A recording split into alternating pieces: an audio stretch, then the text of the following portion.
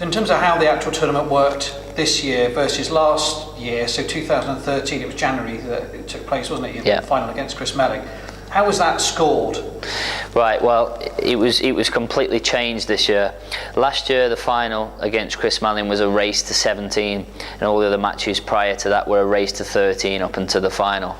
This year, they changed the format around slightly, and they just did, each match was 210 minutes long. So, irrelevant of the score, each match was played out up until 210 minutes, which is 3.5 hours.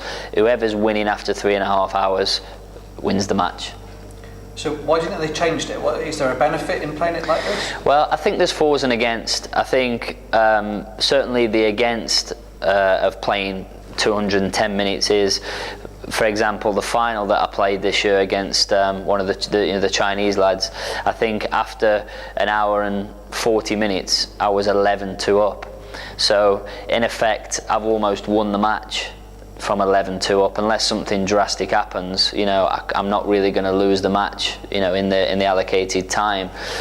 So I think that's the against side of the rules, because from a spectator's point of view, you know, from halfway through the match, I've almost guaranteed to win. And from a player's point of view, it's not a great mental sort of approach, because halfway through the match I'm almost thinking, well, I'm watching the clock thinking, well, you know, there's an hour left, there's an hour and 20 minutes left, there isn't enough time for him to come back. Where when you're playing a straight race to 17, for example, you've never actually won until you've got to 17. You could actually see during the match on Facebook, yeah, people were commenting on the match and saying how much was left, and had worked out when it wasn't a contest anymore. So it definitely needs to be looked at, doesn't it, in terms of saying, let's set it as a race to 17, for example. Yeah. Unless, you know. Yeah, and I think that's exactly what needs doing. I think they can still keep the time, because it makes it exciting only when the match is close. So for example, if there was 20 minutes left and the score was 10 each, you know, that's when it becomes exciting from a spectator's point of view. But when someone's leading and there's 20 minutes left and someone's, you know, 12-6 up, you've already mentally worked out that it takes the referee around about a minute to use the magic racks, as we mentioned before, to rack the balls up. You know, by the time you've broke off.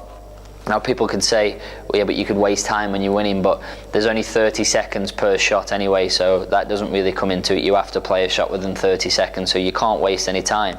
But I think if they played a race to 13 or a race to 17 or 210 minutes, which is 3.5 hours, whichever comes first, I think would be a better way of doing it, and certainly a more exciting point of playing the game. Because from a spectator's point of view, when someone's winning by such a large margin, which happened in the final, halfway through the final, you can actually work out that it's almost physically impossible for the other guy to then win the match.